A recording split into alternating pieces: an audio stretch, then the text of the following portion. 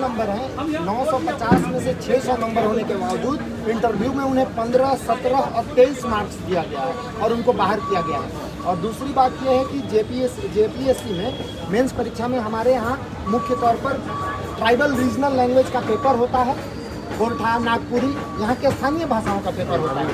उस भाषाओं के पेपर में यहाँ के छात्रों को कंपैरेटिवली कम नंबर दिए गए हैं और बाहर के छात्र जो हरियाणा से आए, जो पूर्वी दिल्ली के हैं या जो कहीं और बाहर के हैं, उनको 120 नंबर दिया गया है। क्या लगता है उसमें कोई गड़बड़ी हुई है? बिल्कुल गड़बड़ी हुई है। और गड़बड़ी की आशंका तब से और मजबूत हो जाती है जब जेपीएससी हम लोग को मुख्य परीक्षा की कॉपीज दिखाने में मना करता है। घंटी आधारित शिक्षकों से मुख्य परीक्षा की कॉपी जांच कराई गई।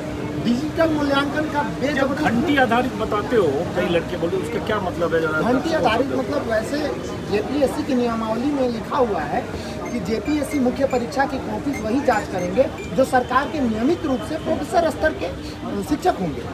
तो उससे योग्यता का भी पता चलता है क्या? घंटी आधारित शिक्षक इंटरमीडिएट के कॉलेजों में पढ़ाने के लिए अस्थायी रूप से टेम्पररी अरेंजमेंट होता है।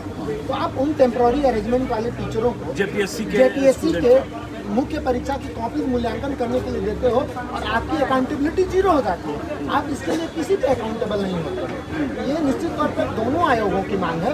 जेपीएससी और जेएसएससी में परीक्षाओं को रद्द करने के साथ साथ इन दोनों आयोगों में ओवरहॉलिंग की जरूरत है। पूरे सिस्टम में रिफॉर्म की जरूरत है। माननीय मुख्यमंत्री को इस पर संवेदनशीलता से विचार करना चाहिए। पूरे झारखंड के मंत्रिमंडल को और पूरे झारखंड के पॉलिटिकल एग्जीक्यूटिव को इस पर विचार करना चाहिए कि इन दोनों आयोगों से छात्रों का विश्वास वापस कैसे रिस्टोर हो इन दोनों आयोगों, क्योंकि छात्र